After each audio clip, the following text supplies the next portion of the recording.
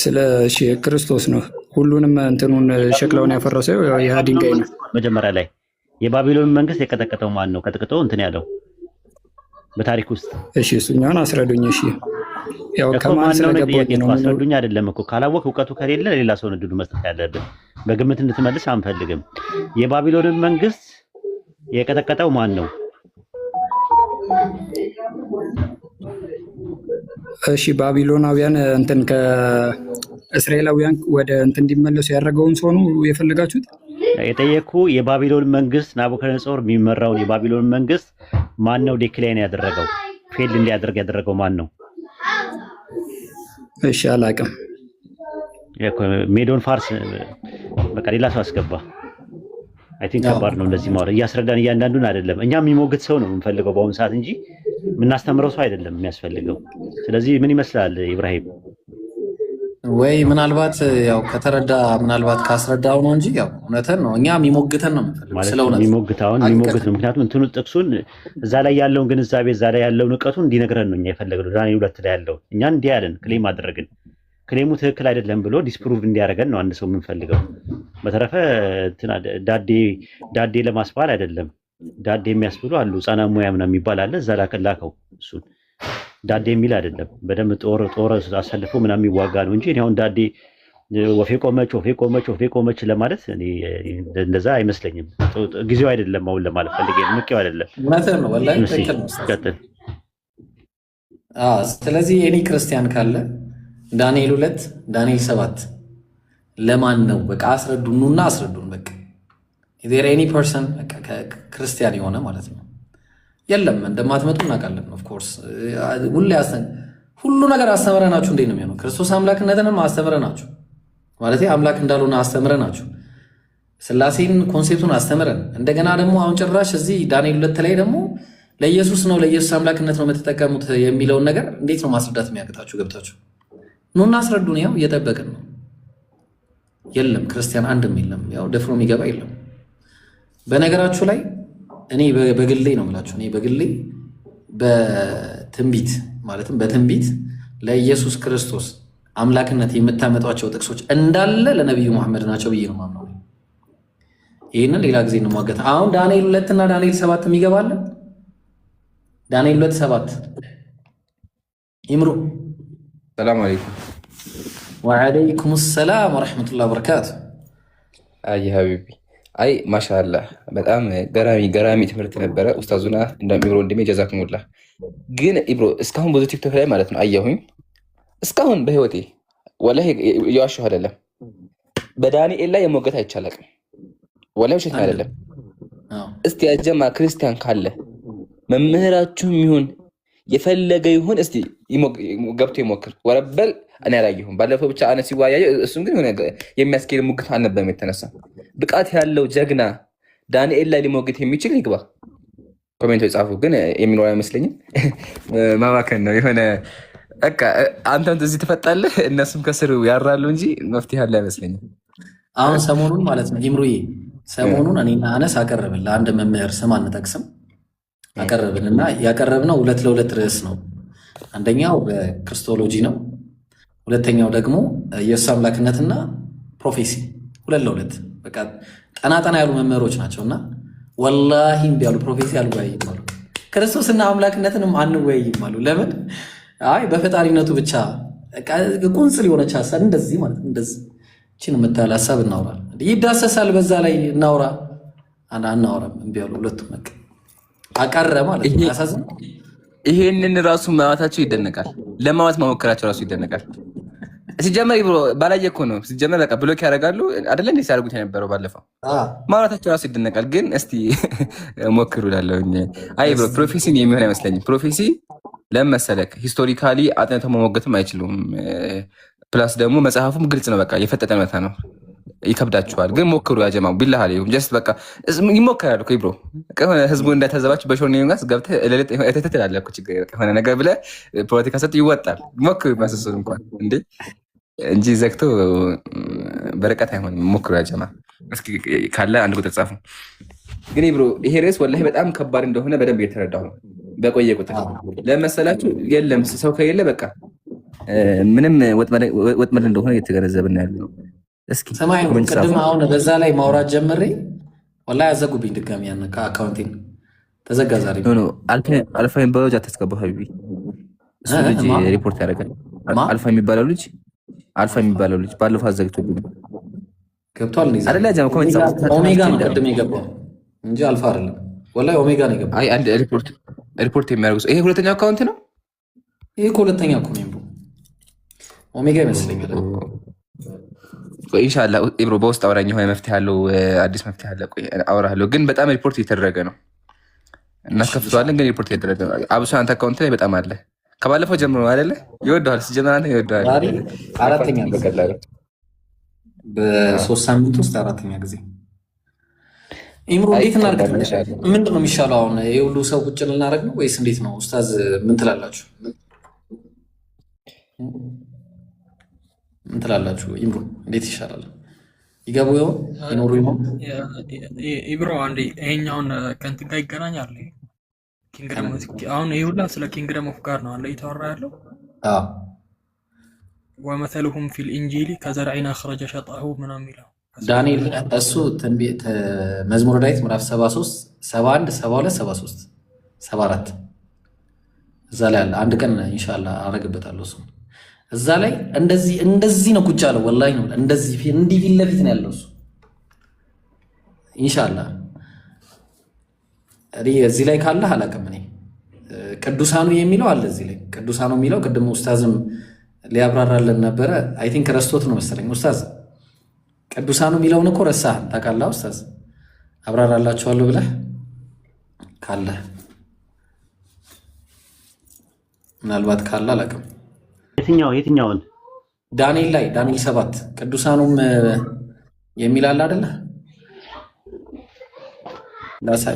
እዚህ ጋር ማለት ነው ዳንኤል 7 ላይ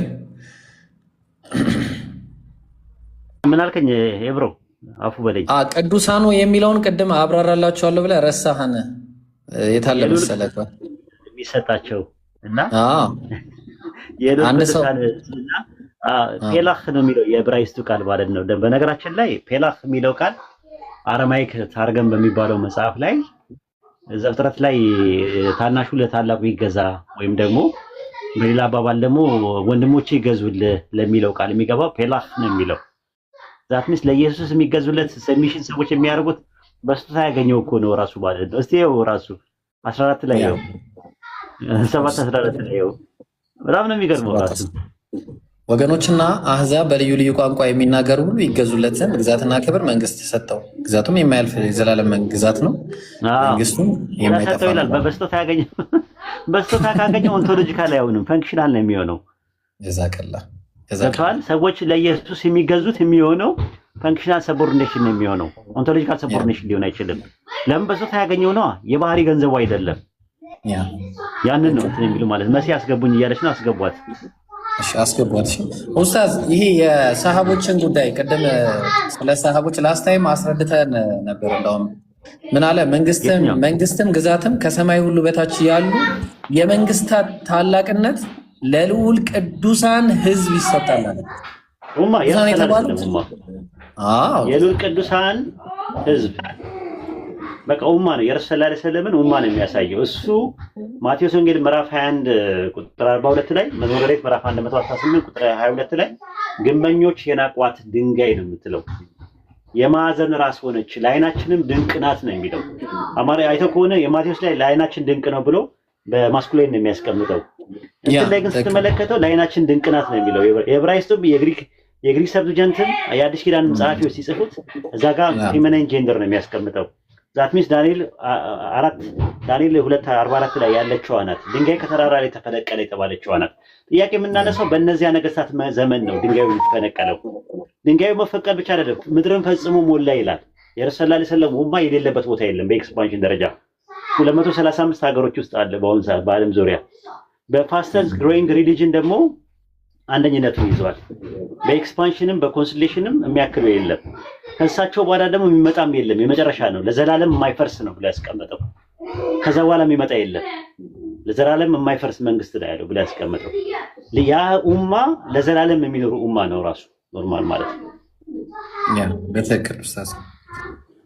ይሄ ነገር ኡስታዝ እንትን ላይ አይተህም ከሆነ ማቴዎስ 22 ላይ ስለ ንጉሱ ከተናገረ በኋላ እግዚአብሔር ንጉሱም ተቆጣ፣ ጭፍሮቹንም ልኮ እነዚያ ገዳዮችን አጠፋ፣ ከተማቸውንም አቃጠለ። እሱን ለመጀመሪያ ጊዜ ከአንተና ከናስ ነው የሰማሁት።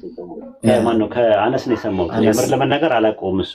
ይህንን ግን ማውቀው የዛሬ 7 ዓመት ነው የማውቀው። የዚህ ዳንኤል 2 ዳንኤል 7ን የማውቀው ማለት ነው ራሱ ማለት ነው። እና ባዛንታይን ኤምፓየር ላይ መተው በአቡበከር ሲዲቅ ጊዜ መተው የተዋጉበት ምክንያት በጣም ፈርተው የሰማይ አምላክ ለዘላለም መንግስት ያስነሳል የሚለው ረሱል ሰለላሁ ዐለይሂ ወሰለም ምን ብለዋል?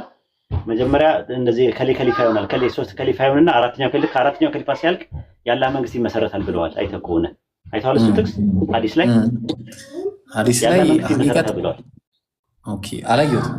እስቲ አሁን የሚመች ቦታ ስለሌለው ነው እንጂ አሳያቸዋለሁ። ሐዲሱን ልክላቸዋለሁ። ያላህ ልክ እንደዛ ብለዋል።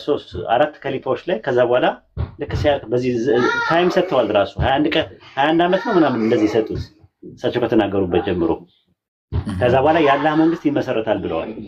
የአላህ መንግስት የተባለው ኡማው ነው፣ የረሱል ሰለላሁ ዐለይሂ ወሰለም ኡማ ነው። የኸሊፋው እንትን ካለ በኋላ በኡማ ሴትልድ ያደረገበትን ነው ኪንግደሙ ማለት ነውና በጣም አሜዚንግ የሆነ ፕሮፌሲ ነው ያለው። ቀጥሉ። ያ ትክክል ኡስታዝ ጀዛከላ። እሱ ሐዲሱን ጠብቃለሁ ኡስታዝ፣ ሐዲሱን ጠብቃለሁ። እና እዚህ ላይ ማቴዎስ 22 ላይ ይህ መንግስት ሰማያት ለልጁ ሰርግ ያደረገ ንጉስ ትመስላለች፣ የታደሙትንም ወደ ሰርጉ ይጠሩ ዘንድ ባሮቹን ላከ ይላል። እና ባሮቹ ያው አይሁዳውያን ናቸው፣ ሊመጡም አልወደዱም። ደግሞ ሌሎች ባሮችን ላከ ነቢያትን። የታደሙት ግን እነሆ ድግዜን አዘጋጀው፣ ኮርማዎቼና የሰቡ ከብቶች ታርደዋል፣ ሁሉም ተዘጋጅቷል፣ ወደ ሰርጉ ኑ በሏቸው አለ እግዚአብሔር ሲል እንግዲህ ባሮቹን ነቢያትን ልኮ አለ። እነሱ ግን ቸል ብለው አንዱን ወደ እርሻው ሌላው ወደ ንግዱ ሄዳለ። ገነትን አልፈልግም ብለው ማለት የእግዚአብሔርን ግብዣ። ንጉሱ ተቆጣ። የዛን ጊዜ ንጉሱ የተቆጣው መቼ ነው? ጭፍሮቹንም ልኮ እነዚያ ገዳዮችን አጠፋ፣ ከተማቸውንም አቃጠላለ። ይሄ ታሪክ በታሪክ የተከሰተው እንደምታውቁት ኮሜንታሪዎች ላይ ስንመለከት ቤንሰን ኮሜንታሪ ላይ ይሄ የአምላክ ጭፍሮች የተባሉት ጂውስ ባይ ሮማን አርሚስ ኮልድ ጋድስ አርሚ ነው። የአምላክ አርሚ ተብለው ተሰየሙ እንጂ የአምላክ አርሚ አይደሉም። ሊያጠፋቸው ሲፈልግ ነው፣ መጥፎን በመጥፎ ያጠፋዋልና። ስለዚህ በተመሳሳይ ፑልፒት ኮሜንታሪ ላይ ማቴዎስ 23 ማቴዎስ 22:7 ላይ ከተማቸውን ጀሩሳሌምን ወደ አሽ የቀየሩት መቼ ነው ብለው ነው የሚያስቀምጠው።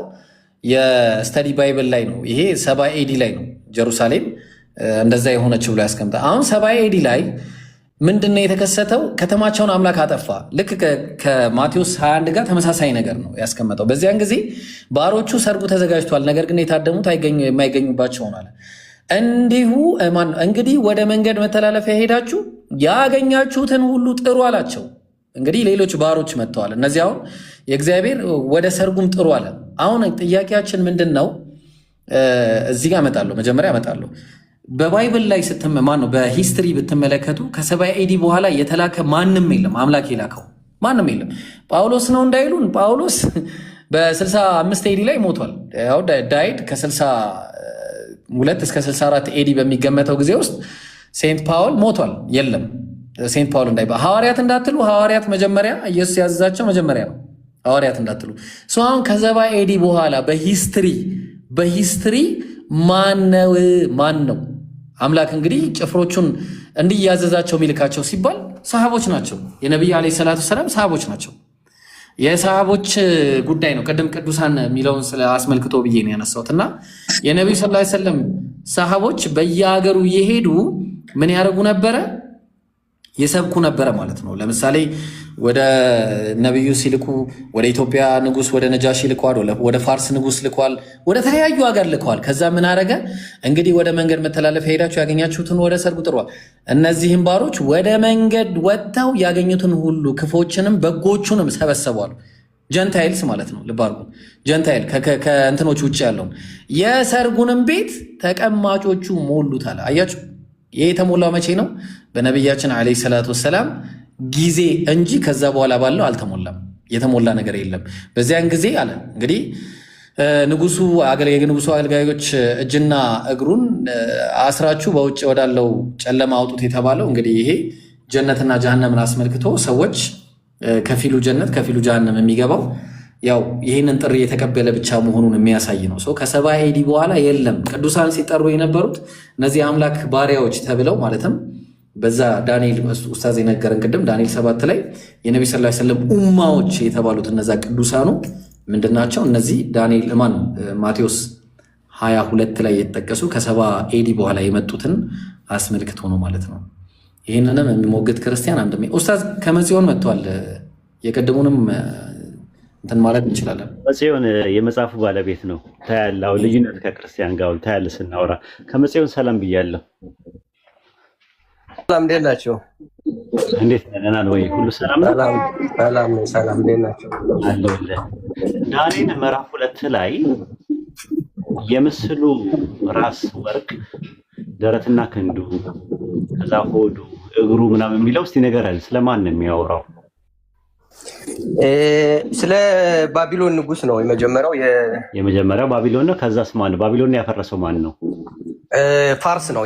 ሜዶን ፋርስ ነው። ማሻአላህ አላሁ አክበር። ተመልከቱ፣ ሜዶን ፋርስን ያፈረሰው ማን ነው? የቀጠቀጠው ግሪክ ነው። ግሪክን የቀጠቀጠው ማን ነው?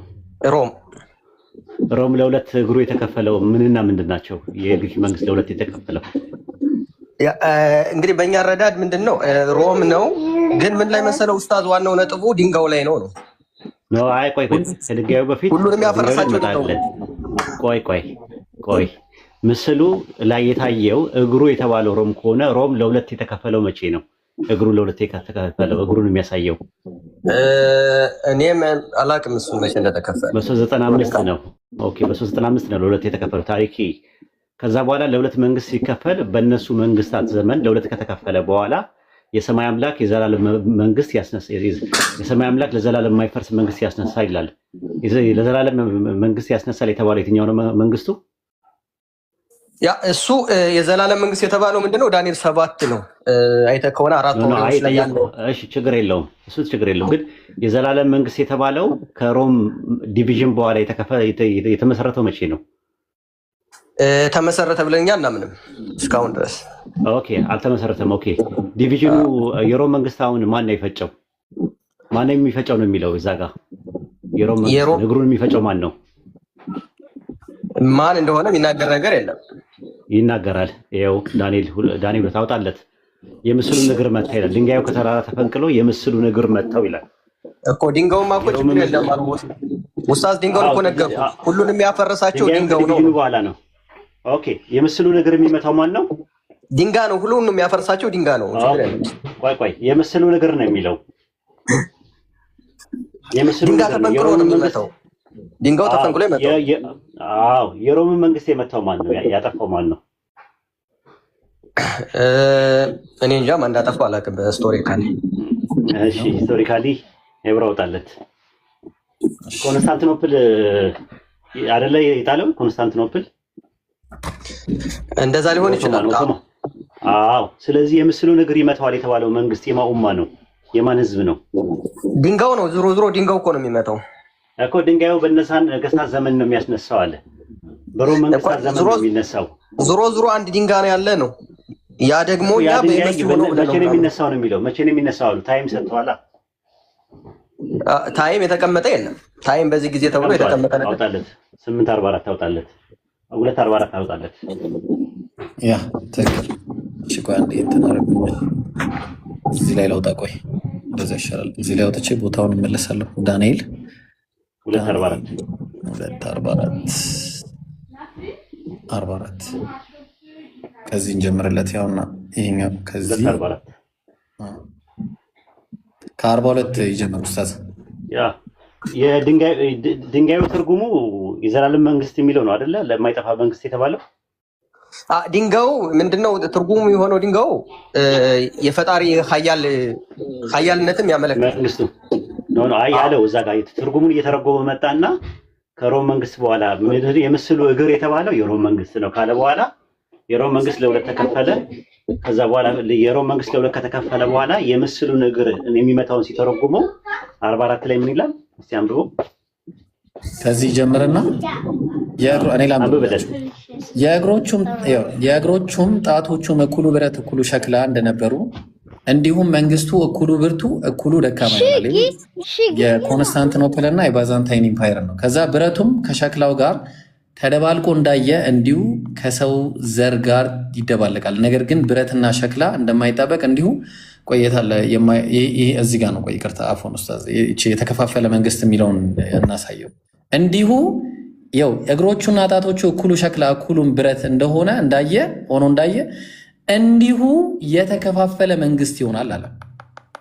ይኸው እዚህ ጋር ነው ፖይንቱ። ከዛ ቁጥር 44 ላይ በዚያም ነገስታት ዘመን ይላል። በእነዚያም ነገስታት ዘመን በየትኛው? በተከፋፈለው። መቼ ነው? አሁን ጥያቄ ኡስታዝ ያቀረበልህ። ቀጥል ኡስታዝ ኡስማን። ኦኬ፣ የተከፋፈለው መንግስት መቼ ነው የሚለውን እኔ አላውቅም። የተከፋፈለው መንግስት መቼ እንደሆነ አልተረስኩም። ይኸው እኩሌተ ብረት እኩሌተ ሸክላ አለ። እኩሌተ ብረት እኩሌተ ሸክላ ማለት እኩሌተ ብርቱ እኩሌተ ደካማ አለ። የሮም መንግስት ለሁለት በ3 ከተከፋፈለ በኋላ ምስራቃውያንና ምዕራባውያን ተብሎ ለሁለት ተከፈለ።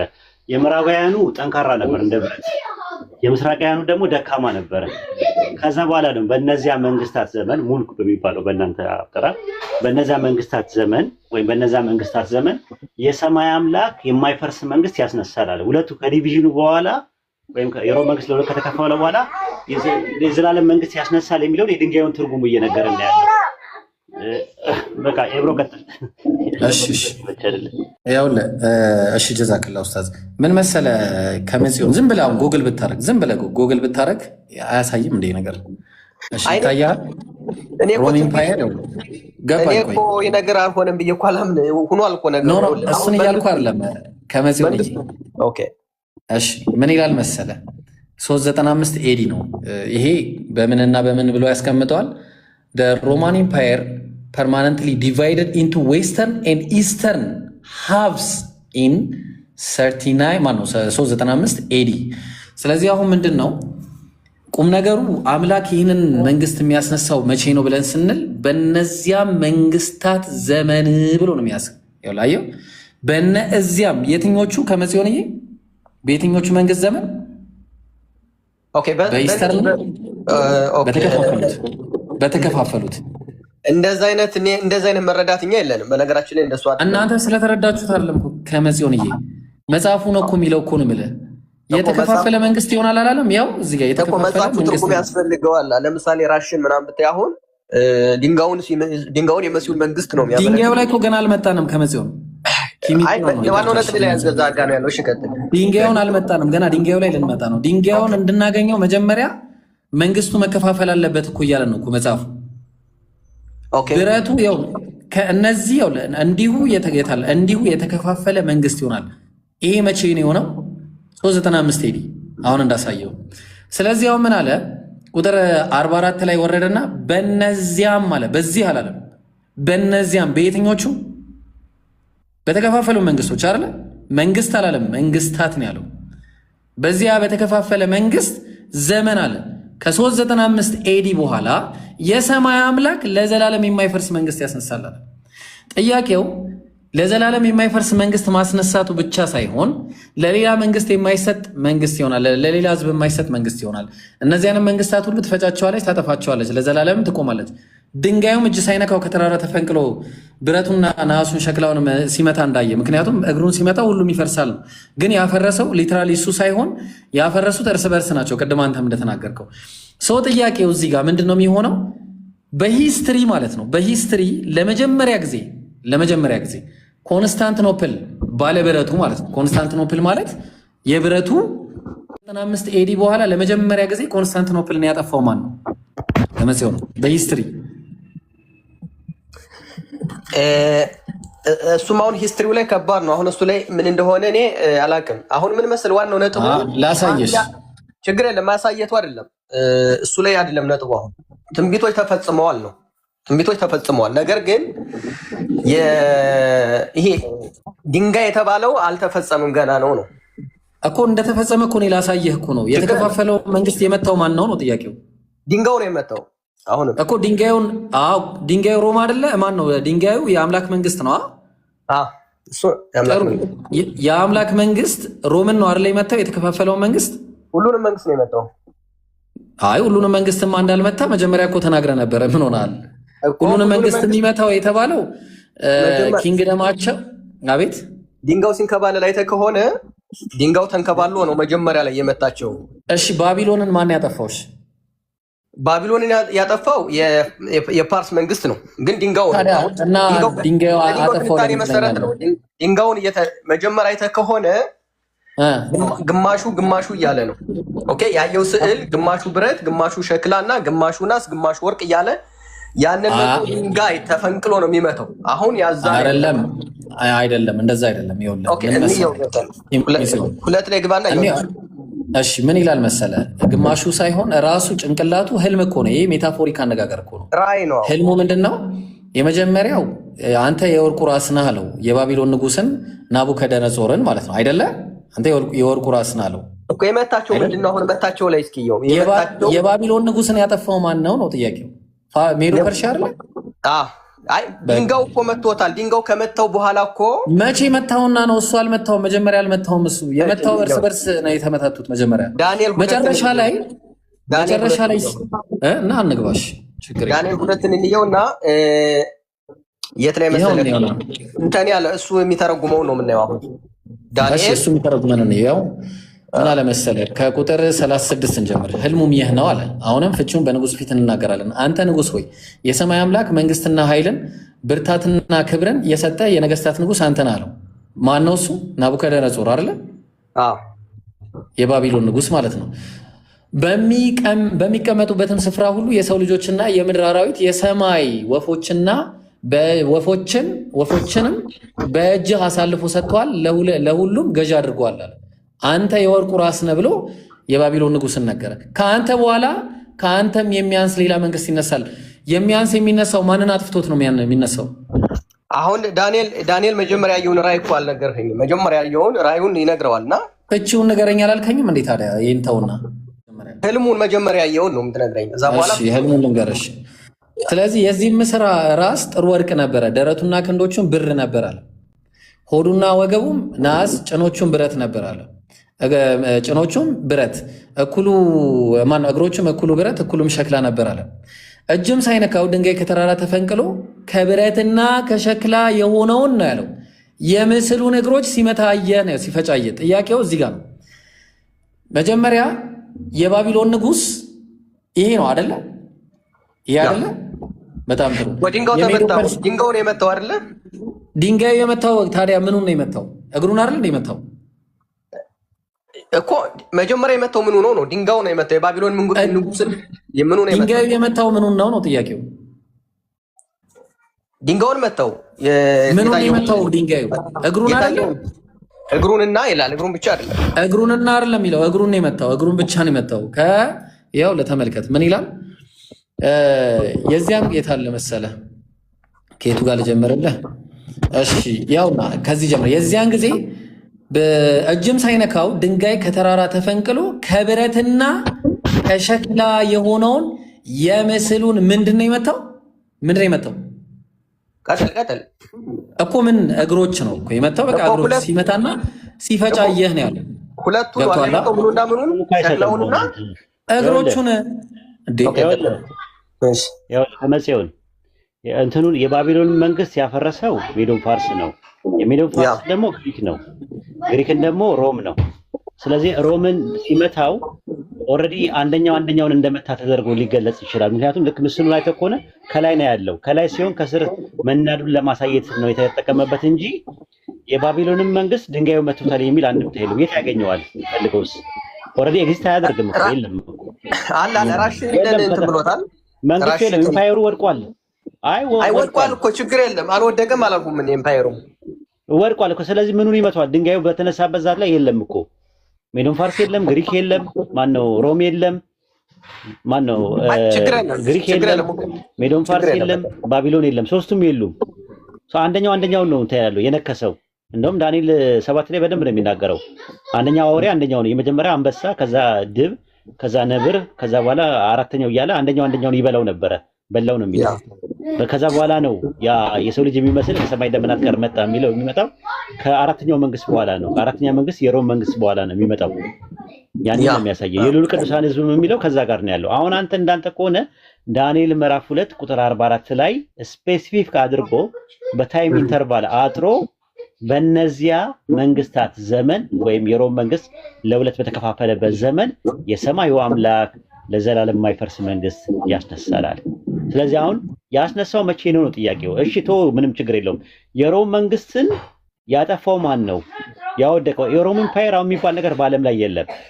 ተንኮታክቷል። የለም እንደወደቀ እንጂ ማን እንደጣለ አላውቅም። እንደወደቀ በስንት ነው የወደቀው? በ15 ስንት ነው? 54 ቁጥር ታስቻለሁ። በ1453 ተገልብጦብኛል ማለት ነው። 1453 ላይ ነው የሮም መንግስት የወደቀው። የጣሉትም ሙስሊሞች ናቸው የጣሉት። ካሁን ኢምፓየሩ የለም ራሱ አሁን የለም ራሱ ያ ነው ፖይንታችን ያለው ማለት ነው። እና በደንብ ይሄታ አጥናው የእናንተን አተናተን በሚድራሽና ኡስታዝ ማንም ጣለው ማንም ብቻ የሮም ንጉስ እንደወደቀ ምንም ግልጽ ነው። ይሄ ትንቢቱ እንደተፈጸመ ግልጽ ነው። ኦኬ ጥሩ። ስለዚህ የሮምን መንግስት የሚጥለው ማን ነው ብሎ ያስቀመጠው ዳንኤል ላይ እዛ ላይ ግልጽ የሆነ ነገር የለም እያልኩ ነው ኡስታዝ። የሰማይ አምላክ የምስሉን ድንጋዩ ነው። ቅድም እኮ ድንጋዩንማ እኮ ነገርኩ። ድንጋዩ ቅድምም ነው።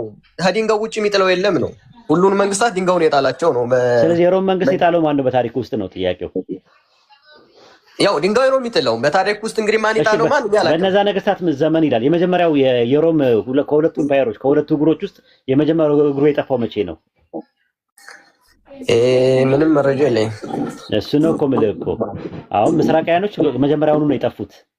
ስለዚህ አሁን የቀረው ምንድነው? ምዕራባውያኑ ነው የቀረው የነበረው። ስለዚህ የምዕራባውያኑ መጥቶ እግሮቹን 10 ጣቶቹን መጥቶ የመታው ማን ነው? የ476 ላይ ነው የወደቀው አንደኛው እግሩ ማለት ነው። አንደኛው እግሩ ይቀር ነበር። አንደኛውን እግሩን የመታው ደግሞ የሰማይ አምላክ ነው። ድንጋዩ ነው መጥቶ ምስሉን የመታው። ያ ድንጋዩ የሰማይ አምላክ እንደሆነ የታወቀ ነገር ነው እኮ ድንጋዩ ነው እኮ ወይ ከመስ ኢብራሂም አያደል ልዩነቱን ከሚያክሰውና ከማያክሰው ጋር ስታወራ የመጽሐፉ ባለቤት ነው። መጽሐፉን ያውቀዋል ቢያንስ ማለት ነው። ማያውቀውን ነገር አላውቅም ነው የሚለው የመጽሐፉ ባለቤት ስለሆነ እውቀቱም አለው። የመጽሐፉ ባለቤት ነው ራሱ። ዳንኤልን በደንብ ያውቀዋል። እስኪ ዳንኤልን 7:14 ላይ ያለውን የሰው ልጅ የተባለው ለማን ነው ብለህ ብጠይቀው ለመሲኑ አይልህም። ለማን እንደሚል ስማው፣ ከራሱ ስማው። እሺ ከመሲኑ ቀጥል። ከመሲኑ እሺ፣ ዳንኤል 7 ላይ ያለው ስለማን ነው? እሺ አራቱ አውሬዎች ነው አይደል? አራቱ አውሬዎች አራቱን መንግስታት ነው የአሕዛብን መንግስታት ይወክላሉ ነው። እሺ ማን ናቸው? የመጀመሪያው ያው የታወቀ ነው። የቅድም ያለው ያው ነው። ዙሮ አንበሳ፣ ድብ አለ፣ ነብር አለ፣ ከዛ የዳይኖሰር መልክ የሚመስል ነገር አለ፣ የሆነ በጣም የሚያስፈራ ነገር እስከ ሮም ድረስ ነው ባጭሩ። እሺ አሁን ከዛ በኋላ ዳንኤል 7 ላይ አንድ የሚናገረው ነገር ቁም ነገር አለ፣ ትልቅ ቁም ነገር። አንዴ ከይቅርታ ጋር እሺ ምን አለ መሰለ ዳንኤል 7 ላይ ቁጥር 14 ላይ ቁጥር 13 ላይ በሌሊትም ራእይ ያየው አለ፣ እነሆ የሰው ልጅ የሚመስል ከሰማይ ደመናት ጋር መጣ፣ በዘመናትም ወደ ሸመገለው ደረሰ፣ ወደፊቱም አቀረቡት አለ። ማን ነው ይሄ? ኦኬ የሰው ልጅ የሚመስል የሚባለው የእስራኤል ህዝብ ነው የሚባለው። የእስራኤል መንግስት ይወክላል ነው። አራቱ አውሬዎች አሉ። የሰው ልጅ የተባለው የእስራኤል መንግስት ነው ነው። የአራቱ አሕዛብ ይወክላሉ፣ እስራኤልን ይወክላል ነው። አሕዛብ አራቱ አውሬዎች አሉ፣ የአሕዛብ መንግስታት ይወክላሉ። እሱ በኋላ ላይ እንመጣበታለን። መጀመሪያ ለኢየሱስና ለመሲሁ አይደለም ጥቅሱ አይደለም። ስለ ህዝብ ነው የሚያወራው አይደል? አዎ ስለ ህዝብ ነው። ምን አባቴ ላድርግ? ሌላው ላይ ቀስ ብለን እንመጣበታለን። ክርስቲያኖች ተማሩ። አንዳንዴ ከሚያክሰው ጋር አውሩ። ስታወሩ በቃ መጽሐፉን ያውቃል። ሚድራሽ አለው፣ ታርገም አለው፣ ታልሙዲክ ሶርስ አለው። እነሱ አይሁዶች ያልተረዱበትን ነገር ለሽንት ሺህ ዓመት ያልተረዱበትን ነገር አዲስ ነገር መጥተህ ለከሌ ነው ማለት አትችልም። ማበላሸት የለብህም። ክርስቲያኖች መጥተው አሁን ዳንኤል 7:13 ላይ 14 ላይ ለኢየሱስ ነው ይላሉ። ግን የአዲስ ኪዳን ማስረጃውን ላይ የላቸውም እኮ ዳንኤል ላይ ያለው ለኢየሱስ ነው የሚል ማስረጃውን ላይ የላቸውም። ቢያንስ ባለቤት አለው፣ የዚህ መጽሐፍ ባለቤት ኢንተርፕሬት የሚደረግበትን የሚያውቅ። አሁን ጥያቄ የሚነሳው ዳንኤል ምዕራፍ 7 ቁጥር ላይ ያለው በዘመናት የሸመገለው እስኪመጣ ድረስ ፍርድንም ለልዑል ቅዱሳን እስከድረስ ካለ በኋላ አራተኛው አውሬ የሮም መንግስት ከመጣ በኋላ ከስሩ ትንሽ ቀንድ ወጣ ይላል። ማን ነው ያ ቀንድ? ከመጽዮን ቀንዱ አላውቀውም እኔ አላየሁትም። ቀንዱ ማን ነው? ኮንስታንቲኖፕል ነው። ሶስቱን ነገስታትን ያዋርዳል አለ። ሶስቱን ነገስታትን ያዋርደው ማን ነው? ሶስቱ ነገስታት ኮንስታንቲኖስ ነው አይደለ? ሶስቱን ነገስታት ያዋረደው ሊሆን ይችላል። ከኮንስታንቲኖስ ቀጥሎ የመጣው ማን ነው? የሰው ልጅ መስል የሰማይ ደመናት የሚለው ጋር መጣ የተባለው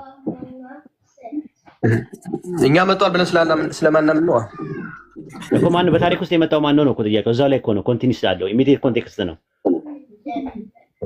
እኔ እንጃ ደግሞ ታይም ሀፍ ታይም አለው ኡስታዝ። አዎ ታይም አለው። ተከታትለው ነው የሚመጡት። በቃ እኛ የምንፈልገው እንደዚህ ነው። የምናውቀውን እናውቃለን እንላለን፣ የማናውቀውን ነገር አናውቅም እንላለን። ከመጽዮንም ያለው ባህሪ ይሄ ነው። አይሁዳዊ ነው፣ የሚያውቀውን አውቃለሁ ይላል፣ የማያውቀውን አላውቅም ይላል። ተማሩ ክርስቲያኖች። አንዳንዴ ማለት አትሞቱም፣ ምንም የምትጎዱት ነገር የለም። ወላሂ አላውቅም እኮ ማለት እኮ ውርደት አይደለም። እኛ በቤታችን አናውቅም እንል የለ እንደኛ ቁርአን ላይ ስንጠይቅ የማናውቀው ነገር ሲኖር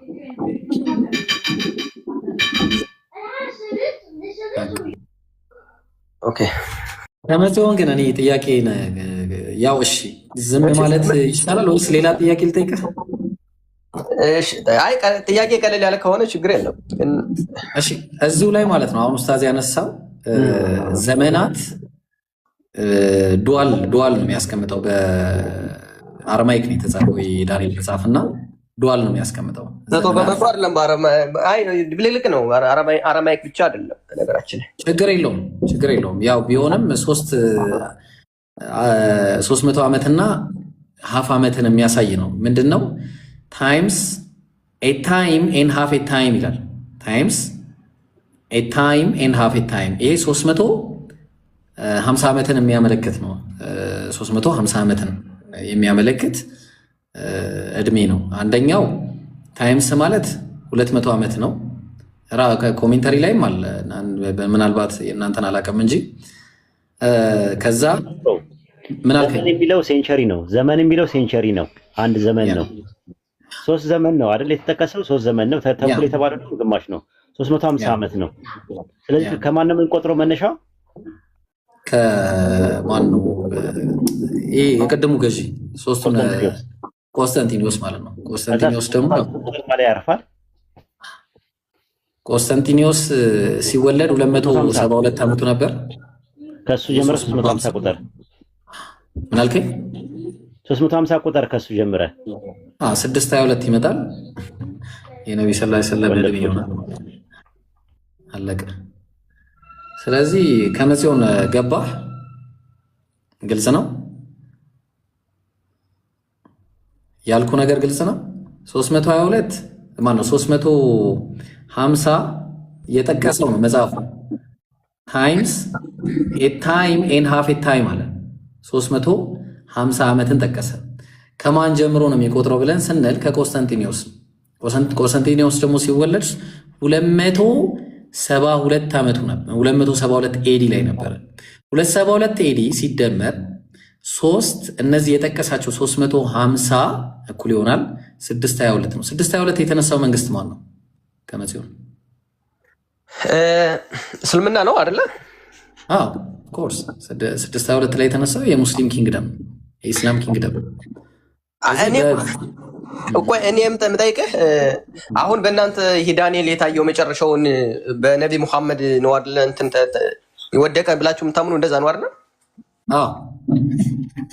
አሁን በየትኛውም ይውደቅ እኔ አሁን ተፈጽሟል ብዬ አምናለሁ። ተፈጽሟል ብለህ ካመንክ ከሚጽዮን እስልምና መቀበል አለብህ። ለምን መሰለህ እንደዛ ብለህ የወደቀው በኢስላም ኪንግደም ነው። ያ የኢስላም ኪንግደም ደግሞ በመጽሐፉ ላይ ምን ተብሏል? የአምላክ መንግስት ብሎ ነው ያስቀመጠው። የአምላክ መንግስት የተባለው ደግሞ ድንጋዩ ነው። ልብ አድርግ። ያ ድንጋይ ነው የሚመታው። ድንጋዩ ሲመታው ምን ይሆናል? ይፈርሳል ያ መንግስት። ያንን መንግስት በሂስትሪ ያፈረሰው ደግሞ ኢስላም ብቻ ነው። ኢስላም ከሆነ ያፈረሰው ማመንህ ተፈጽሟል ብለህ ካመንክ ዩ ሃቭ ቱ ኤምባረስ ኢስላም። ችግር አይደለም። እኔ እኮ ናቡከደነጾርንም ድንጋዩ እንዳፈረሰው አምናለሁ። ሮምንም ድንጋዩ እንዳፈረሰው አምናለሁ። እሱ እንደ አጠቃላይ ልናምን እንችላለን። ይኸውልህ እንደ አጠቃላይ ይህ የጣዖታውያን አስተምህሮትን ማጥፋቱን ልናምን እንችላለን። እንደ አጠቃላይ ነው የምልህ። ገብቶሃል? የአምላክ መንግስት ሲመጣ ነው ሁሉንም ያፈረሰው ነው። ግን የመታው እግሩን ነው የሚለው መጽሐፉ የሚለው የመታው ምኑ ነው የሚለው? እግሩን የመታው ነው የሚለው። የመጀመሪያው መንግስት 476 ኤዲ ላይ ወደቀ የመጀመሪያው። ያ ግን የብረቱ ጠንካራው መንግስት የሚባለው የኮንስታንቲኖፕልን መንግስት ያጠፋው ኢስላም ነው። ያ ኢስላም ደግሞ በመጽሐፉ ምን ተብሎ ተጠቅሷል? የብረቱ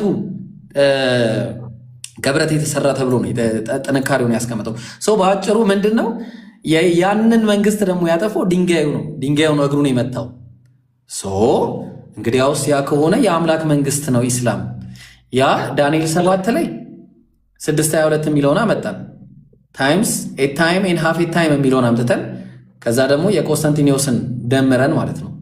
ሁለተኛው ደግሞ ምንድን ነው የዚህ ይህንን መንግስት ያጠፋው ኮንስታንቲኖፕል በ1453 ሜይ 29 ላይ ኦቶማን ኢምፓየሮች ያጠፉትን በሂስትሪ ላሳየ። አንድ ጊዜ ቆይ፣ እንዴት አድርገው እንዳጠፉት ላሳየ፣ ምናልባት እንትኑም ግልጽ እንዲሆንልህ ማለት ነው። ይሄ ለምሳሌ ምን ብሎ ነው የሚያስቀምጠው? ፎል ኦፍ ኮንስታንቲኖፕል ይላል ሜይ 29 1453 ላይ ኮንኩዌስት ኦፍ ኮንስታንቲኖፕል ባይ ሱልጣን መሐመድ ሰከንድ ኦፍ ኦቶማን ኢምፓየር ይላል። በዚህ በኦቶማን ኢምፓየሩ በሱልጣን መሐመድ ሰከንድ በሚባለው ምን ሆነ? ኮንስታንቲኖፕል ፎል አረገ ለመጀመሪያ ጊዜ ማለት ነው። ምንድን ነው ያደረጉት ሲገቡ ብለን ስንል ይህንም ታውቋለህ። ይህ ቤተክርስቲያን ነበረ መጀመሪያ የሮማውያን ቤተክርስቲያን ነበር። ከዛ ከተማቸውን እንደዚህ አቃጥለው ነው የወሰዱባቸው። ምን አደረጉት? ከዛ ፋይናሊ አሁን ልክ እንደምታውቀው ቱርክ ላይ ያለው ይሄ መጀመሪያ ቤተክርስቲያን የነበረው ምን አደረጉት? አሁን መስጂድ ሆኖ የምናየው ነው ማለት ነው። ኒኬያ የነበረበት ነው አይደለ? ይሄ ኒኬያ ምናምን ያደረጉበት አካባቢ ነው አይደለ? ያ ስለዚህ ምንድን ነው ይሄንን ሙስሊሞች ምን አደረጉት? ተቆጣጠሩት። ታላቁ የብረቱ ቦታ ነበር። ይሄ ብረት የተባለው ቦታ ነው። ሰው ያንን የአምላክ መንግስት መጥቶ ነው ያጠፋው። የአምላክ መንግስት መጥቶ ያጠፋው የሙስሊሞች መንግስት ነው። ያ ደግሞ ዳንኤል 7 ላይ 6:22ን ቁጭ አድርጎልን እናያለን። ታይምስ ታይም ኤንድ ሃፍ ኤ ታይም የሚለው ማለት ነው። ምናልባት እሱንም እንትን ማለት ካለብን ማለት ነው። በአጭሩ ዳንኤል ወላሂ ዳንኤል እንደ ዳንኤል ትንቢት በጣም የሚገርም ትንቢት የለም። በነገራችሁ ላይ እኔ ብዙ ትንቢቶች አሉ፣ ገራሚ የሆኑ ትንቢቶች፣ ግን እንደ ዳንኤል እንጃ አለ። ለእኔ በጣም የሚገራርሙኝ አሉ፣ ግን ሁሉንም ማወዳደር እና ከመዚሁ ምን ትላለህ እስኪ? ያው እኔ ችግር የለም እኮ መረዳታችሁ እንደዛ ብላችሁ መረዳት ነው። የእኛ መረዳት ደግሞ ራሱን የቻለ መረዳት አለን ነው። እኔ እናንተ እንደዛ ብላችሁ ብትረዱ ተቃውሞ የለኝም። በነገራችን ላይ እኮ ተቃውሞ ከሌለ ሂስትሪውን እንዴት እናድርገው? ችግር የለም። ሂስትሪ በእምነትና ሂስትሪ እኔ ይጣጣማል ብዬ አላምንም። አንደኛ እሱ ላይ ነው። ተፈጽሟል ብዬ አምናለሁ አላልከኝም? ተፈጽሟል። አዎ፣ ግን በማን የተፈጸመው? እሺ ችግር የለም። እኔ ተፈጽሟል ብዬ ሳምን እንዴት ነው ይሄ ነገር የኛ ድህነትና የኛ ሁሉ ነገር የሚመጣው በመሲሁ አድርጎ ስለሆነ ነገሮች ሁሉ ከመሲሁ ውጭ አይታዩም ነው። አሁን የመሲሁ መንግስት ስላልመጣኛ እና ደግሞ ይሄ የአሕዛብ መንግስት አራቱ እንስሳት የተባሉት የሰው ልጅ የሚመስለው የተባለው ያ ካልተፈጸመ ነገሮች ሁሉ የዳንኤል መጽሐፍት ስለዚህ አንደኛ መጽሐፉን በእኛ አስተምሮ ይኸውልህ የዳንኤል መጽሐፍ መተርጎም መተንተን አይቻልም። ምክንያቱም እዛ ላይ አይተህ ከሆነ አንድ ላይ ራዩን ትም ዝጋ የሚል ነገር አለው። ይህ መጽሐፍ ሲጀመር ክልክል ነው፣ መተንተን ማስረዳትም ክልክል ነው የሚባለው። ስለዚህ ብዙ ምን የዳንኤል ላይ እንትን አለ። አይ ከመሲሁ በቃ ይመች። ምን አልክ? ቃነው ለመተንተን አይቻልም ማለታቸው ይሻላል። እንግዲህ ምን እናድርግ? እሺ ከመሲሁን ኡስታዝ ሌላ ጥቅስ ላይ እናውራው ወይስ? እኔ ደስ ይለኛል ከመጽው እንደዚህ አይነት ሰው እና ተከትሎ እኔ ከፈለኩ እንትን እላለሁ። ሌላ ሰው አስቀድሙና እኔ ትንሽ ትራለ የለም እኮ ሰው የለም። ይሄን ደፍሮ የሚገባ የለም እኮ። አይ መድፈር እኔም የተሻለው ያለውን ነገር ሜሮን ነይ ግቢ። ኧረ ቆይ እስኪ ሜሮን ነይ ግቢ። 2 ደቂቃ ምናምን እንዳትዪ ብለሽ ነግሬሻለሁ። 2 ደቂቃ ምናምን እንዳትዪ፣ ዝም ብለሽ ነይ ግቢና እናወራለን። ነይ ግቢ። ኪሚጽዮን አንተ ለምን መሰለ ከመጽዮን ነው ኪሚጽዮን ነው ትክክለኛው? እንዴት ነው ብዬ መጥራት ያለብኝ? አፍ ላይ አልገጥም አለኝ። ኪሚጽዮን ነው ኪሚጽዮን። እሺ በእንትን ነው ከሄብሪ እኮ ነው። ከመጽዮን በግዕዝ ነው። ኪሚጽዮን ነው የሚባለው በዕብራይስጥ ማለት ነውና እንትን ነው። ዳንኤል 2:3 እኮ ነው። እንትን ኢሳይያስ 2:3 ነው። ገባኛ ነው። ግን እስቲ ዕንባቆም 3:3 ላይ ቅዱሱ ከፓራን ተራራ ይመጣል አለ። ፓራኔት ነው መጀመሪያ ፓራኔት ነው። እንግዲህ ፓራን ማለት የቦታ ስም ነው። ምድረ በዳ ነው ታውቃለህ። ጀምረው እኮ የት ነው? ማን ነበር እዛ የሚኖረው የነበረው? ዘፍጥረት 21 ላይ ፓራን ኦኬ፣ እዛ አካባቢ ነው የነበረው። ፓራን የሚኖረው የነበረው ማን ነበር? ህዝበ እስራኤል ነው። በዛ አካባቢ ህግን የተቀበሉበት አካባቢ ነው። እዛ ላይ ፓራን ይኖር የነበረው ማን ነው እዛ ቦታ ላይ? እና ፓራን የት ነው ያለው? ጂኦግራፊካል ሎኬሽኑ እኔ በአሁኑ ጂኦግራፊካል ተጠየቅን ምናልባት ተብሎ የሚገመተው ሳውዲ አካባቢ ሊሆን ይችላል። ዘፍጥረት 21 ላይ እስማኤል በፋራን ምድረ በዳ ተቀመጠ ይላል። አረም ማለት በዕብራይስጥ ምድረ በዳ ማለት ነው። በአረም ምድረ በዳ ላይ ነበር የነበረው አይደል እንዴ? ከዛ በኋላ ምድረ በዳ ኡስታዝ ሰፊ ነው እኮ። ግን አሁን ፋራን የት ነው ያለው ነው ጥያቄው። አሁን ጂኦግራፊካሊ ሰፊ ነው። አሁን የት ላይ መሰለህ? አጋርን ታውቅ እንደሆን አጋር ላይ ነው የሚጀምረው። ከቤርሸባ ተነስታ አጋር እስማኤል ውሃ ነው አሁን የፈለኩት ነው። የት ነው ያለው? ስፔሲፋይ ነገሩን። ፋራን የት ነው ያለው? በቃ በአሁኑ ጂኦግራፊ ከሆነ በዛ በሳውዲ አረቢያ አካባቢ ነው የሚሆነው። ሳውዲ አረቢያ ነው። ጥሩ። አሁን ቅዱሱ ከፋራን ይመጣል የተባለው ማን ነው? ቅዱሱ ከፋራን ይመጣል። ማን ነው የሚመጣው? ይመጣል ተብሎ የተነበየው ማን ነው? እኔ አላውቀውም። እሱ ከመጽዮን ወላሂ የቂያማ ቀን ነው የምጠይቅህ።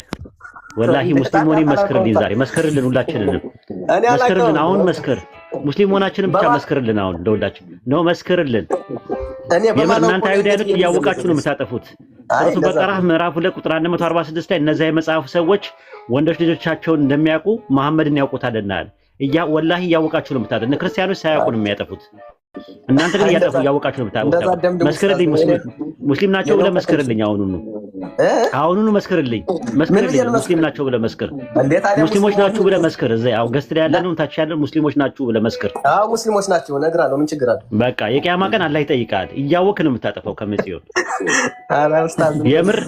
የምር አላቀም ብለህ እንትን አትበል። ያውቁታል ነው የሚለው ኡስታዝ። እዚህ ላይ አንድ ጥያቄ ልጠይቅ። ከመጽዮን እንግዲህ እንደምታውቀው ይሄ ፕሮፌሲ አሁን ኡስታዝ ያመጣለ ከዘዳግም 33 ቁጥር 2 ጋር የሚገናኝ ጥቅስ ነው። ታውቃለህ አይደለ? ታውቃለህ። እሱ ጋር እዛ ላይ ጠቅሷል። እሱ ጥቅስ አውቃለሁ። ምን አለ? እንዲህም አለ ትክክል። እግዚአብሔር ከሲና ይመጣል አለ። ከሲና የመጣው ማን ነው? ህግ ሲሰጣቸው ነው። እሱ ላይ እንደሚመስለኝ ከሆነ ሙሴ አይደለ? ሙሴ ነው። እሺ፣ በሴርም ተገለጠ። ማን ነው ሴር? እዛው አካባቢ ነው እሱ። እሺ፣ አሁን አንተ ይህንን ቶ ሴርን አልጠይቀህም እኔ ቶ። እሺ፣ ከፋራን ተራራም አበራላቸው ይላል። ከዛ ከአላፋትም ቅዱሳኑ መጣ፣ በስተቀኙም የእሳት ህግ ነበረላቸው አለ። አላፋት ቅዱሳን ማለት ስንት ናቸው ታውቃለህ? ሲመጡ እንደው ላስጨብጥ አንድ ነገር እስቲ። አላፋት የሚለው ስንት ነው? አላፋት የሚለው በእናንተ ሲተረጎም ላሳየ። አላፋት የሚለው የተባለ መሰለህ? የእናንተን ላሳየ። ከየት ይጀምራል? በጣም ብዙ ሀሳብ ነው ያለው በነገር ላይ። እዚህ ላይ በጣም ብዙ ሀሳብ ነው ያለው። የታለ? ያውልን ስንት ይላል? 10,000 ነው ሲመጣ። ስንት ሆኖ ነው የሚመጡት? 10,000 ሆኖ ነው የሚመጡት ቅዱሳኑ። አዎ። ከዛ በኋላ አሁን ቀጠለና በሚሰጣቸው ደግሞ በቀኙ የእሳት ህግ አለ ብሎ ሲያስቀምጥ ፋየር ሎ ብሎ ያስቀምጥና ዲቫይን ሎ ወይ ደግሞ ዲቫይን ሎ ጊቭን ባይ ጋድ ይላል። የአምላክ ፋየር ሎ ሲጀመር ታውቃለህ፣ በብሉይ ኪዳንም በባይብል አጠቃቀም የህግ መጽሐፍ ነው። አሁን ቁም ነገሩ እሱ ሳይሆን ጥያቄው 10,000 ሆኖ የመጡት ማን ናቸው ነው ጥያቄው። እስኪ በሂስትሪ ቅዱሱ ከፋራን ሲመጣ ቅድም እንደተባለው አሁን ደግሞ በተመሳሳይ ሁኔታ ወደዛ ሲሄዱ መጽሐፍም አለው የሚሰጠው ህግ አለው ከአምላክ። ያው እንግዲህ አሁን ይህን ተመልክ ሰሂህ ቡኻሪ 4276 ላይ መዲና ፎር መካ ኢን ዘ ካምፓኒ ኦፍ 10,000 ይላል። 10,000 ሆኖ ነበር የሄዱት ነቢዩ ሙሐመድ ዓለይሂ ሰላቱ ወሰላም። ወዴት? ወደ መካ ሲሄዱ ማለት ነው። ከመዲና ወደ መካ ሲሄዱ ሲሄዱ ደግሞ ያው እንደተባለው ምን ተሰጥቷቸው ነበረ? ቁርአን ተሰጥቷቸው። ይሄን ነገር ቁርአኑ በስነ ስርዓት ቁጭ አድርጎት ታያለ። ምን አለ አላህ በሱረቱ 95ኛው ላይ ማለት ነው። ምን አለ? ወቲኒ ወዘይቱን ወጡሪ ሲኒን ወሃዘል በለዲል አሚን ይላል። ወቲኒ ወዘይቱን የሚባለው እንግዲህ ጀሩሳሌም ነው። እናንተ ባታምኑበትም እኛ ልንገርህ፣ ጀሩሳሌም ኢየሱስ የመጣበት ነው ብለን እናምናለን። ወጡሪ ሲኒን ጡሩ ሰይና ማለት ደግሞ ቅድም እንዳልከው አንተም ሙሴ ቶራን የተቀበለበት ቦታ ነው። እሱም ሙሴን ያመለክታል። ወሃዘል በለዲል አሚን የተባለው ደግሞ ይህ መካን የሚያመለክት ቦታ ነው። ስለዚህ ቅድም መጽሐፉ ላይ ሲጠቅስ ምን ብሎ ነው የጠቀሰው? እንደዚህ ነው የሚጠቅሰው። እንግዲህ የመጀመሪያው ጥቅሱን እያሳየው ላውራ አንዴ። ኦኬ ጥቅሱን እያሳየው፣ ምክንያቱም ፊገራቲቭ የሆነ ራሱ የሚገልጽ ነገር አለው። ፊገራቲቭ የሆነ እይታ አለው። ምን አለ? እግዚአብሔር ከሲና መጣ አለ። እግዚአብሔር ከሲና መጣ። መጀመሪያ አመጣጡ እንደዚህ ነበረ። ሲመጣ ብዙም ላይት አልነበረውም። ከዛ በኋላ በሰይርም ተገለጠ አለ። ሲገለጥ ሻዶ እየበዛ ነው የሚሄደው፣ በሰይር ሲገለጥ ማለት ነው። ከዛ በኋላ ምን ሆነ? በፋራን ተራራም አበራላቸው አለ። መጨረሻ ላይ በፋራን ተራራ ብርሃኑ ፈንጥቆ እንደዚህ ነው ያበራው። ተግባባን? ስለዚህ አሁን ምንድን ነው እየሆነ ያለው? በሰይር ተገለጠ ሲል መጀመሪያ ከሲና መጣ ሲል የሙሴን ይናገራል። በሰይር ተገለጠ ኢየሱስን ይናገርና ከፋራን ተራራ አበራላቸው የሚለው ደግሞ ነቢዩ ሙሐመድ ናቸው። ከአላፋትም ቅዱሳን መጣ። አላፋት ቅዱሳን የተባሉት ቅድም ኡስታዝ ዳንኤል 7 ላይ የጠቀሳለ ከህዝቦቻቸው ጋር አንድ ላይ ሲመጡ 10,000 ነበሩ። ከዛ ደግሞ በስተቀኙም የእሳት ህግ ነበራቸው፣ ማለት ቶራ ነበራቸው። ቶራ ቁርአን ማለት ነው። ሰው በጣም በሚገርም ሁኔታ ይሄንንም እንዴት ታየዋለህ ነው። እኔ አሁን በጣም ብዙ እኔ ከመጽዮን ወላሂ እውነቱን ነው ኡስታዝ፣ ትንሽ ከባድ ነው ከአንተ ጋር እንትን ማለት እያወቅ ነው። እኔ እንደዛ አይደለም እያወቁ ሳይሆን እንትን ነው ገባህ? አሁን ይሄ የሊቃውንት ጣልቃ ገብነት ሲኖረውና በሊቃውንት ሲተነተን ነው ነገሩ ሁሉ እንትን የሚለው እንጂ እኔ እውቀት ትንሽ ስለሆነች በዛ ነው እንደዛ አልኩኝ። ችግር የለም። እኔ ስለ ህዝበ እስራኤልም ቢሆን አሁን አንተ ስለምትለው ቢሆንም ችግር የለም። ግን እዛ ላይ 10,000 ያለውም ይሄ 600,000 ህዝበ እስራኤል እንደወጡ ነው የሚናገረው። 10,000 በላይ ናቸው። ያው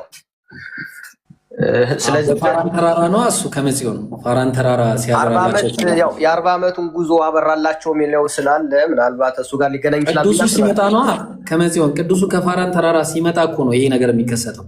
ቅዱሱ ከፋራን ተራራ ይመጣል ይላል ዕንባቆም 3:3 ላይ። በጣም በሚገርም ሁኔታ ቁጥር 7 ላይ የኢትዮጵያ ድንኳኖች ሲጨነቁ አየው ይላል። ምን ማለት ነው? የኢትዮጵያ ድንኳኖች ሲጨነቁ አየው ማለት ነው። ቅዱሱ ከመምጣቱ ጋር ምን ያገናኘዋል? እኔ እንጃ። ምናልባት ኢትዮጵያ የሚለው አተረጓጎም ሌላ ሊሆን ይችላል። አይደለም እኔ ሁሉንም አጥንቻለሁ፣ ዕብራይስጡንም አይቼዋለሁ፣ ግሪኩንም አይቼዋለሁ። ወላሂ ኢትዮጵያ ኩሽ ነው የሚለው እዛ ላይ እንጂ ኢትዮጵያ መቼም አይለውም። እዛ አካባቢ ኢትዮጵያ ተብሎ የተጠቀሰ ቦታ በዕብራይስጥ አላየውም እስካሁን። ምናልባት ቆይ እሺ ላሳየህ አንድ ጊዜ የት ነበረ? ቅዱሱን ከፋራን እዚህ ላይ አይደለም። ቆይ አንዴ እዛኛው ላይ ያለውን ላውጣልህ። ሜሮን መታለች። እንደ ኡስታዝ ብታወራት በጣም ደስ ይለኝ ነበረ። ሜሪሻ እንዴት ነሽ? ደህና ነሽ? አያስችለኝም እኮ አንቺ የት ጠፋሽ ግን? የት ጠፍተሽ ነው?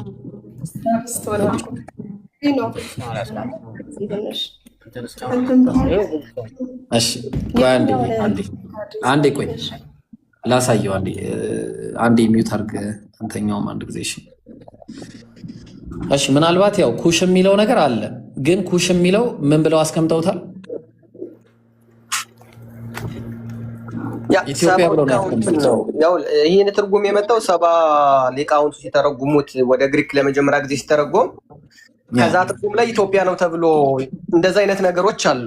ነገር ግን በዚህ በዕብራይስጡ መጽሐፍ ላይ እሺ ምንድን ነው ኢትዮጵያ ለብቻዋ ተጠቅሳ ኢትዮጵያ አልተባለችም። ግን አጠቃላይ ይሄ በተለምዶ አፍሪካ የምንለውን ወይም ጥቁር ህዝቦች የሚኖሩበትን ኩሽ ብሎ እንደሚጠራው ነው የሚያሳየን። ኢትዮጵያንም ይጨምራል ኩሽ የሚለው ኢትዮጵያን ይነጥላል። ወደ ድንኳን በቃ ከጨመረ አሪፍ ነው። በቃ ጥሩ ነው። አይ ይነጥላል አይደለም ይጨምራል። ኢትዮጵያ እኮ ይጨምራል ማለቱ አሪፍ ነው ነው የሚለው። ስለዚህ አሁን ምንድነው ስፔሲፊካሊ ደግሞ ብዙ ምሁራኖች ኢትዮጵያ በሚለው ይስማማሉ እና እሺ ስለ መጠለል ለምን ያወራል? እሺ ስለ ድንኳን ምናምን እያለ ያወራል። ምን ማለት ነው?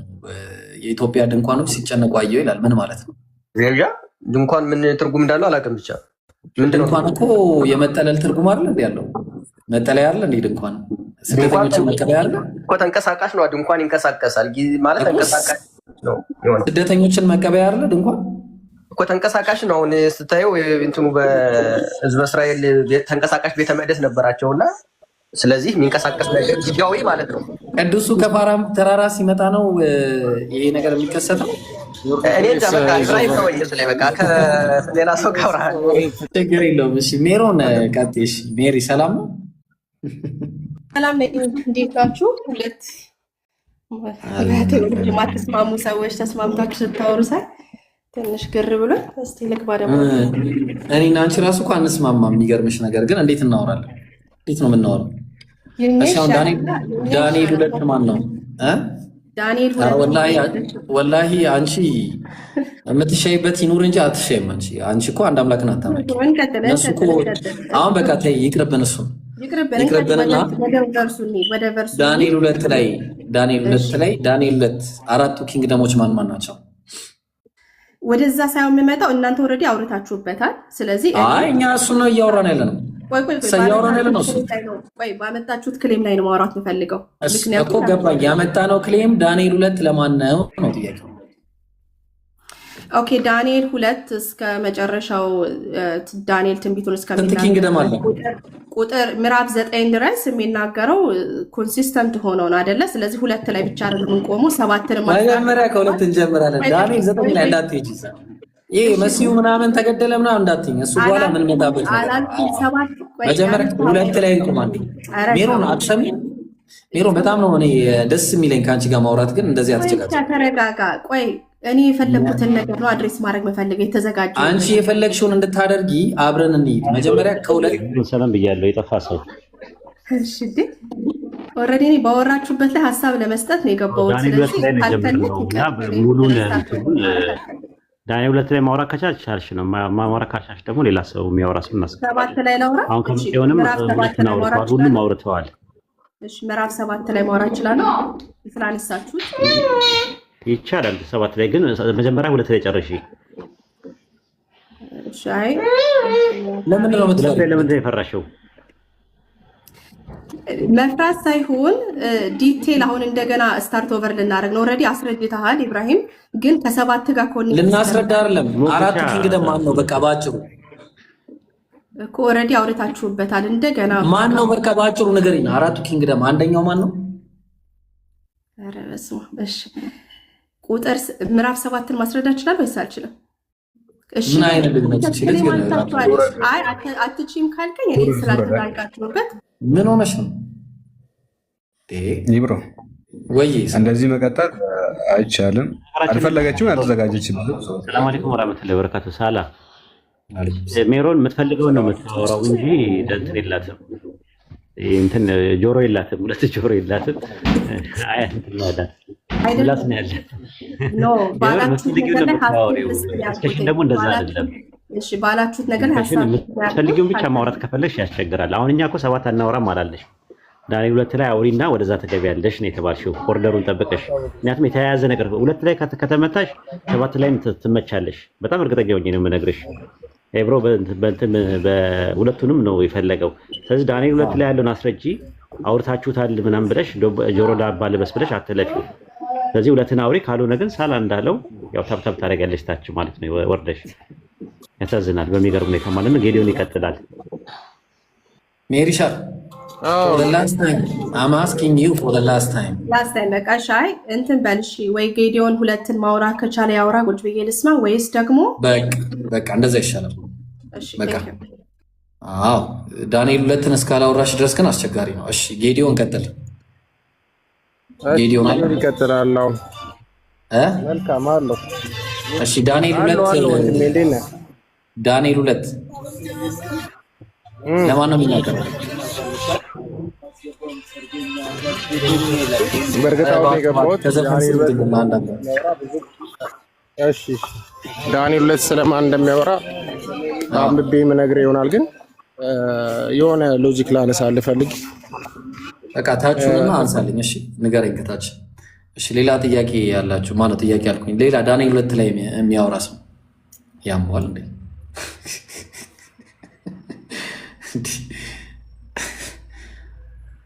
እኔ እኮ ዳንኤል 7 ላይ እኮ ብናወራ እኮ ሜሪ ትመቻለሽ። አሁንም ግን ዳንኤል 2ን ለምንድን ነው መንካት ያልፈለግሽ? በቃ እያሳመንኩሽ እንሂድ። ዳንኤል 2 ላይ የመጀመሪያ ኪንግደም እንትን ነው አይደለ? የባቢሎን ንጉስ ነው። ሄሎ ዳንኤል 2ን ከከፈትኩኝ ገባ። ስለ መንግስታት ማውራት አለብን እኮ ልናወራ እኮ ነው። ልናወራ እኮ ነው። ልናወራ ነው። ኖቴን አውጥቼ ዳንኤል 7 ላይ ብትሄጂም እኮ አይቀርልሽም እሱ። እሺ አንበሳው ማን ነው? እሺ አንበሳው ማን ነው? እሺ ዳንኤል 7 ላይ አንበሳው ማን ነው? ለምንድን ነው አንተ የምትፈልገው የምጠይቀኝ? እሺ ስለዚህ ሙቭ ኦን አደረግን ወደ 7 አላረግንም። አይ አንበሳው ማን ነው? እንደሚያውቅ ሰው አትሁኝ። አንበሳው ማን ነው? አይ እንደዚህ ከተጠያየቅን አይሆንም። እዛ ጋር ክሌም ተነስቷል። እሱን አድሬስ ለማድረግ ነው የመጣሁት። እባክሽ ሂጂ ወደዛ። አበዛሽው። ቻት ጂቢቲ ስታክ አድርጎ እኮ ነው።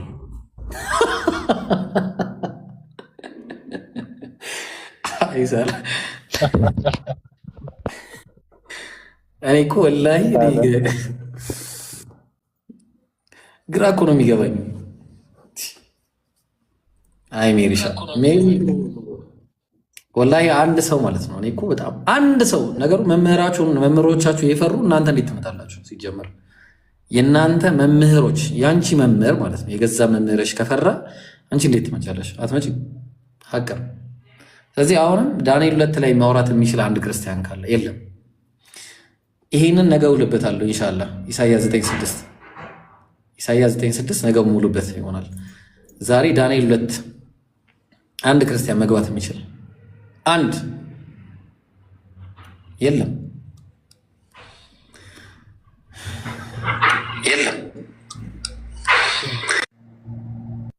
ስህተት ፈላጊ በጣም ይቅርታ። እስኪ ሴቱን ወንድ አላውቅም እና እስኪ አስተናግድ እባክህ። ከቅድም ጀምሮ የተጨናነቀ ነበር። ስህተት ፈላጊ ሰላም ነው። ወአለይኩም ሰላም። ይምሩ እሺ፣ ይምሩ ሰላም። ይምሩ ቀጥል። ይምሩ አይ ሙስሊም ነው ያልኩህ። ሙስሊም ስለሆነ በርዕሱ ኮንማኛ ምን ይሰራል? አሁን ላላ ብለህ ይቅርታ። አይ ቆይ ጥያቄውን አናስተናግድም። እሺ ሀቢቢ፣ ወይ ጥያቄ ሌላ ቤት ምናምን ካለ መሄድ ትችላለህ። አሁን ርዕስ አንስትም ከይቅርታ ጋር አፉ በለኝ ላላ ብለህ። እሺ ክርስቲያን አንዱ ቦታ ለክርስቲያን የተው ነው። አንድ ቦታ ለክርስቲያን ስህተት ፈላጊ ጄክ ዛት የሚፈልግ ይቅርብን። እሺ የዛሬው ርዕስ ፕሮፌሲ ነው። ማሻአላህ ሰላም፣ ምን ትላለህ? አሁን በጣም ከማይካዱ ቶፒኮች ውስጥ አንዱ የፕሮፌሲ ጉዳይ ነው።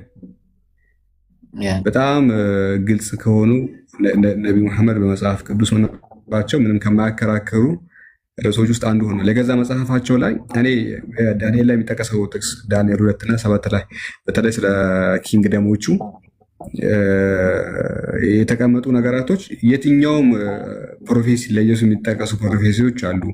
አሁን ብዙ ጊዜ ኢሳይያስ 9:6 ሕፃን ተወልዶልናል፣ ወንድ ልጅን ሰጥቶናል። ከዛ ውጭ ደግሞ የሆነ አንዱ ምን ነበረ ይሄ ስለ እስራኤላውያን ከግብፅ ሲወጡ ያለው ምን ከኢየሱስ ሲወጡ አልሰማሁም። ሀሳቤ ሌላ ቦታ ነበረ። ስለ ይሄ ስለጣሁት ልጄን ከግብፅ ጠራሁት የሚለው ያስታውስኩኝ። አሁን እሱ እንትኖች አሉ ፕሮፌሲዎች አሉ እና ሆሴ ላይ ያለው እነዚህ ጥቅሶች አሁን እኔ ለኢየሱስ ከሚባለው በላይ ማለት ነው አሁን የሚያገናኛቸው ነገር ለነቢ መሐመድ ነው ተብሎ ሲፈታ ኢሳያሱም የዳንኤል 2ቱም በጣም ሴንስ ይሰጠኛል። አሁን ላይ ሴንስ የሚሰጠኝ ልጄን ከግብፅ ጠራሁት ምናምን ከሚለው ይልቅ ይሄ ነው ሴንስ የሚሰጠው። ለነቢ መሐመድ የሚፈታው ይሄ የሮም መከፈል፣ ከሮም መከፈል በኋላ ሮምን ድምጧጧ የሚያጠፋት መንግስት ወላሂ ስም መጥራት እኮ ነው የቀረው። ሊትራሊ ይሄ ምናምን ብሎ ስም መጥራት ነው የቀረው እንጂ ቢስሚላህ በዚህ ደረጃ እኔ ቁርአን ላይ መላገኘው ነው የምልህ። ምንም አይነት ልክ መጽሐፍ ቅዱስ ስለ ኢስላሚክ ኪንግደም መነሳት በተነበየው ወይ እንደዚህ አይነት ነገር እኔ አይቼ መላቅም እና ማስተባበል በጣም ከባድ ነው የሚሆንባቸው እና አሁን በቃ ግልጽ ነው ሪጀክት ማድረጋችሁን ክርስቲያኖች አርጊው ማድረጋችሁ ምን አልከኝ? ስሙን ላይ ይጠራል ብዬ ሞግታለሁ እዛ ላይ ማለት ነው። ዳንኤል 7 ላይ የትኛው የመሐሌ ነው ወይስ የዳንኤል? አረ 7 ላይ ዳንኤል 7 ራሱ ነው። ኦኬ ስም ከጠራት ፐርፌክት። እነሱ በሚጠቀሙት ወይማ ይጠራል፣ ግልጽ ነው። እና ሁሉም ፕሮፌሲዎች ፐርፌክት ለኢየሱስ ከሚውሉት በላይ ለነቢ መሐመድ ተብሎ ቢፈቱ በጣም ሴንስ ይሰጣሉ፣ ትርጉም ይሰጣሉ። እያንዳንዱ አሁን ኢሳያስ 42 መውሰድ እንችላለን። ስለ ሂራም የገለጸበት መንገድ እና በቃ በጣም ደስ የሚሉ እንትኖች ናቸው። እና ይህን አርጊ ማድረግ አንተ ሚዩት አድርግ እስቲ። ክርስቲያኖችን አስገብተን የምንጠይቃቸው ይሆናል። ደረጀ ተከተል፣ እንደዛ ነው። ተቃጠል ጤና ይስጥልን ወይ አብሮ ይስጥልን። እንዴት ኖት? አይሰማም? እግዚአብሔር ይመስገን ሁሉ ሰላም ይሰማል። አልሐምዱሊላህ። ስናወራበት የነበረው ርዕስ ሰምታል ደረጀ? ስለ ዳንኤል 2 ስለ ዳንኤል 2 ምን ሰማ? እስኪ ስለ ዳንኤል 2 እየጠየቃችሁ ነበር። ዳንኤል የትንቢት መጽሐፍ ነው። ጥያቄውን ሰምታል ወይስ ይድገምልህ? ጥያቄውን ሰምታል ወይስ ይድገምልህ? ደረጀ እሺ ድገም። ጥያቄው ምንድን ነው? እሺ ኢብሮ ድገምለት። እሺ ደረጀዬ፣ ጥያቄው ምን መሰለህ? በዳንኤል ምዕራፍ 2 እና ምዕራፍ 7 መጀመሪያ 2 እናስቀድማለን። በዳንኤል 2 ላይ የተጠቀሱ 4 ኪንግደሞች አሉ አይደለ? 4 ኪንግደሞች አይደል? ወይ ደግሞ 4 ነገስታት። ምን ማለት ነው? 4 ነገስታት። እሺ አንደኛው ንጉስ ማን ነው? የባቢሎን ንጉስ ነው። እዛ ላይ ተጠቅሶ አይደለም? አንደኛው የባቢሎን ንጉስ። እሺ ሁለተኛው ማን ነው? እዛ ለማን ነው ይላል?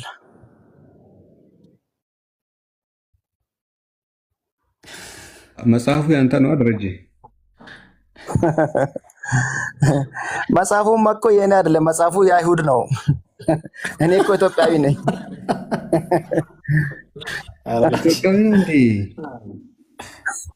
ማሻአላህ ኬንያዊ መስለኛል እኮ ኬንያዊ መስለኛል። ቁርአንም የአረቦች ነው መቼም የኛ አይደለም። አይመለከትም መጽሐፉ?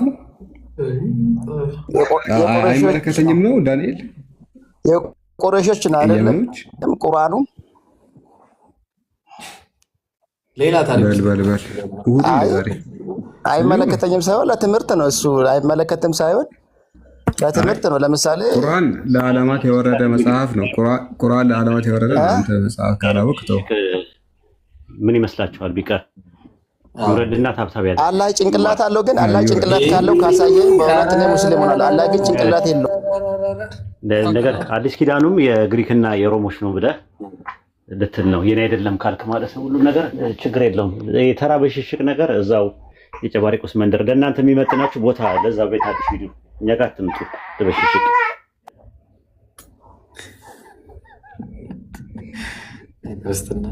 ምን አይነት ሰዎች! ሌላ ሰው በእውቀት ማውራት ሲያቅታቸው እንደዚህ ነው የሚያደርጉት። ያሳዝናል። ክርስቲያኖች የገዛ መጽሐፋቸውን አስተምረን ቁርአኑንም አስተምረን መጽሐፍ ቅዱስንም አስተምረን አይመጣውም። እና እስቲ ለማንኛውም ሌላ ክርስቲያን ካለ